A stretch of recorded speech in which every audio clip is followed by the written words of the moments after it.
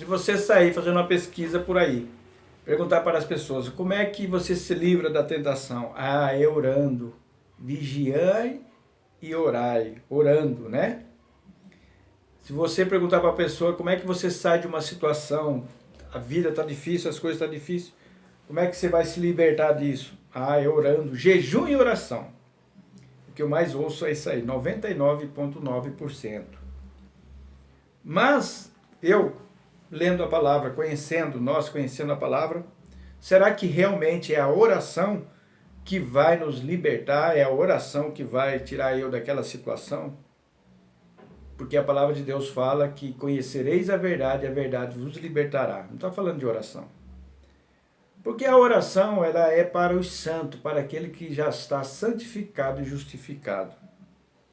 No Antigo Testamento, no livro de Jeremias, o próprio Deus disse para Jeremias, não interceda por esse povo, não ore por esse povo. Em outro texto ele fala, olha, se aparecer Moisés, Elias, Daniel ou Jó, eu não vou atender às orações dele. Eu tenho visto muitas pessoas chegarem a mim e pedir oração. Sou muito cauteloso, porque o que vai trazer a bênção para nós é a aplicação da palavra na nossa vida. A oração é depois. E no livro de João, capítulo 5, 1 João 5, 16, diz assim, se alguém vir o seu irmão pecar, um pecado que não seja para a morte, deverá orar, e Deus dará vida àquele cujo pecado não é para a morte. Há um pecado que é para a morte, e não digo que se deve orar por este. Aí você está perguntando, mas como assim existe pecado que não é para a morte? A própria palavra está dizendo. Qual é o pecado que gera a morte e qual é o pecado que não é para a morte? O pecado que não é para a morte é aquele pecado que são pecados involuntários, o qual ele não está no seu alcance da sua decisão. Você não decide pecar. Ele veio de repente. Por exemplo, maus pensamentos. Você consegue controlar os maus pensamentos? Claro que não. Uma vingança, às vezes, você consegue controlar isso? Aquele sentimento de vingança, até de homicídio, você consegue? Não. Mas como é que nós vamos entender? Para nós entender esse texto aqui, nós devemos ir para o livro de Tiago, capítulo 1, e o versículo 15, que diz assim, eu vou ler o 14 para nós entender aqui completamente. 14, do capítulo 1 de Tiago. Depois, mas cada homem é tentado quando atraído e seduzido pela sua própria concupiscência. Quer dizer, aquela inclinação. Depois, havendo a concupiscência concebido, gera o pecado. E o pecado, sendo consumado, gera a morte. Vocês entenderam agora?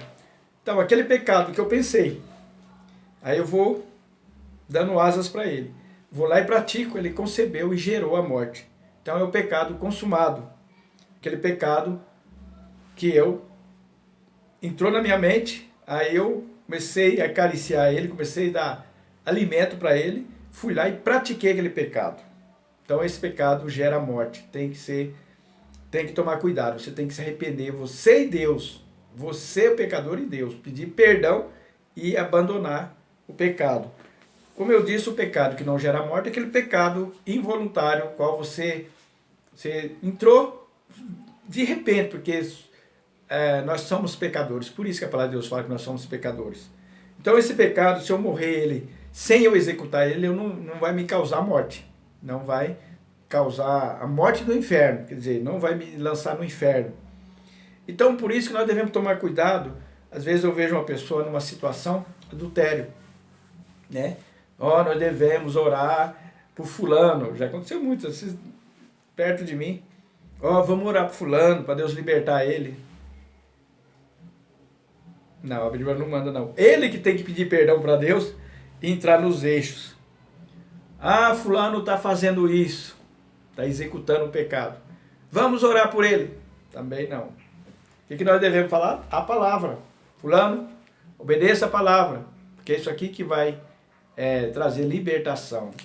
Então, meus amigos, meus irmãos, eu vejo as pessoas orando à torta direito, né? Como diz o linguajar popular, a torta direito. Isso traz problema para quem está orando. E aí a pessoa começa a acontecer coisa na vida dela. Deus falou, eu não queria que você intercedesse, por quê? Como você está amando o ímpio, intercedendo pelo ímpio, né? Ele não quer nada comigo. Esses dias eu vi na televisão um testemunho que uma pessoa foi pregar o evangelho para um moribundo, final de vida, no hospital. Falou, você quer ouvir a palavra de Deus? Não, não quero não. Então eu vou orar por você. Quer? Aí ele só fez assim. Ora, fez besteira ali, não conhece a palavra. Então, para mim, orar por uma pessoa, eu tenho que saber, ele tem que ser um justo, tem que ser já lavado e remido, aí eu vou orar por ele.